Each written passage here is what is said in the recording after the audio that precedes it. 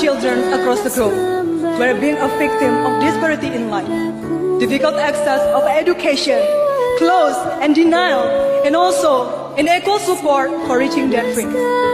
I have been discovered from the place that seems far outreach and probably 1,000 miles away from what's so called as possible. But my family always taught me to dare to dream for changing my life.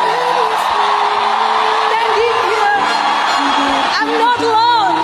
I have a lot of support from a lot of Indonesian people here to believe in me, to opportunity that comes to us. Miss Grand International has opened my eyes to see what's really fantasy in my mind, but it becomes a reality to my life. I believe when you think that limitation only about where you come from, but I strongly believe limitation only on your mind. And